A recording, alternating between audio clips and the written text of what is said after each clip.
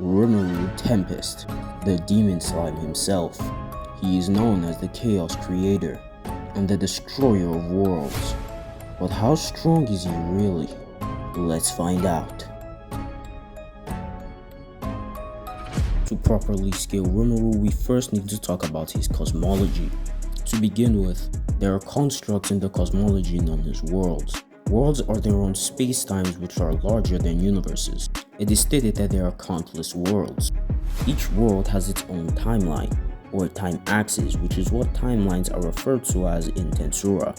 We know that the cardinal world has an infinite amount of these timelines, due to the existence of Chloe Alberts, who was stuck in an endless cycle of jumping from new timeline to new timeline, and it specifically stated she was in an infinite cycle, and the mask which she wears is stated to be beyond time.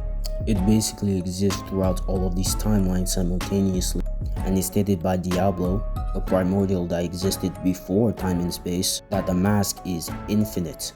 Logically, this would have to mean that the mask exists across an infinite amount of timelines simultaneously for it to be infinite. Now, it is uncertain if every world in the Tensura cosmology has an infinite amount of timelines, and I am not gonna assume they do. Now, each world is contained within a dimension. It is unknown how many worlds exist within a dimension at any given time, but we can assume just a couple for the sake of the video. Now back to the cardinal world. Within the cardinal world, there is something known as the Labyrinth. This labyrinth was created by Ramirez and Rimuru. This labyrinth is a fifth dimensional construct, as Veldora, a true dragon, is incapable of damaging the interior of the labyrinth. This is relevant as Veldora is a fifth dimensional character, as he is an information lifeform, or a digital lifeform, which are beings who are made out of information particles. Information particles being particles that transcend time and space, and this is stated several times. And since Veldora is fully made of these information particles, logically he would have to have the same transcendent properties as them. That would logically include his attacks. And since he has stated himself that he is incapable of damaging even a single layer of the labyrinth, that would logically mean that the interior of the labyrinth is fifth dimensional. And this is further backed up as it's stated within the light novel itself that the dimensionality between the outside and the inside of the labyrinth are completely different. This would mean the labyrinth is fifth dimensional, and this is all within the physical world. The physical world simply exists within a far larger spiritual world. Within the verse, there are even abstract concepts. These concepts are attributes being space, time, light, and darkness, as these are the attributes that affect the very principles of the world and existed before the world itself, and the attributes existing are just the consequence of the existence of Veldanava and the two great spirits. This would make a being such as Veldanava have a type 2 abstract existence, along with the two great spirits.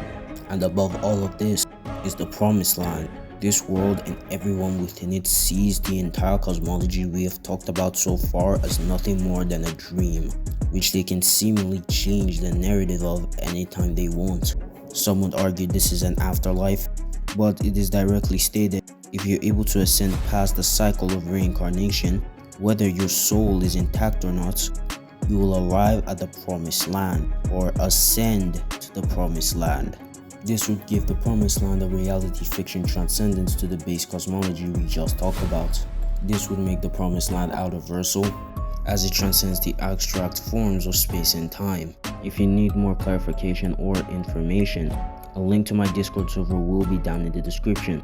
That is where I'll be making a full scale of the Tensura cosmology. Now, let's see how Rimuru relates to the cosmology.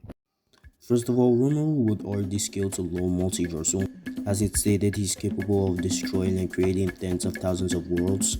And if you consider the fact he's capable of destroying the cardinal world, which has an infinite amount of timelines, which are their own space-times, it would be logical to assume that Rimuru is already multiversal plus. And this is without acknowledging the fact that Rimuru is also a digital lifeform, meaning he is fifth dimensional in nature, and this would upscale all of his base attacks and hacks. Some would argue that Rimuru isn't fifth dimensional due to the fact he was sent to the end of time and space and was unable to return to his timeline. But the problem with this is that it's outright stated Rimuru was sealed at the end of time and space, so it wouldn't be logical to try and use this as an anti-feat. Rimuru is also capable of moving within stop time and is also capable of instantaneous movement. Rimuru also has a plethora of hacks. Rimuru also has a ton of hacks, like future sight, the ability to understand anything just upon seeing it, the ability to practically instantaneously heal from all forms of damage, physical or spiritual. He is immune to all forms of elemental attacks. He's capable of nullifying all forms of magic. He's able to alter any aspect of reality he likes. He's able to alter any parts of himself.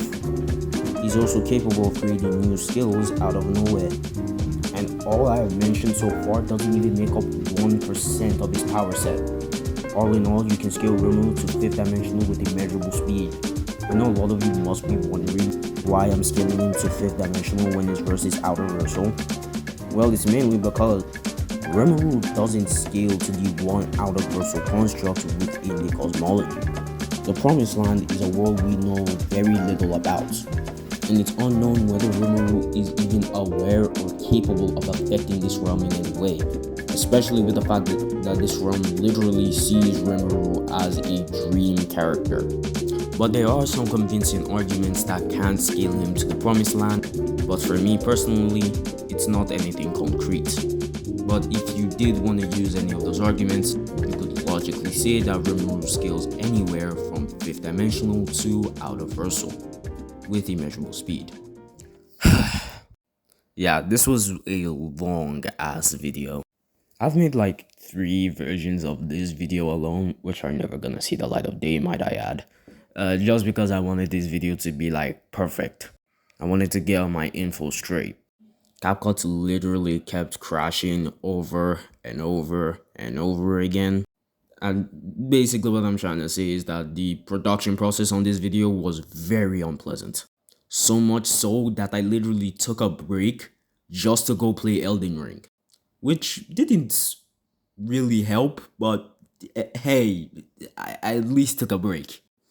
But yeah, anyways, I felt like I was obligated to make this video since I promised you guys I would make this video like 2 years ago, and apparently I'm the greatest Tensura power scaler that there is. That's a crazy amount of glaze in my opinion, but hey, I ain't gonna argue. But yeah, if you guys enjoyed this video, please smash that like button, subscribe, turn on post notifications. I also want to shout out my man Heligouse. I can't say his name. What the fuck is that? You know what? Forget it. Go check him out. He posted his own version of the Tensura Cosmology scale, and he's the one that actually worked on the thumbnail for this video. So without him, I would probably have a very shitty thumbnail. So yeah, it's been your boy Monarch, and until next time, keep it fizzy.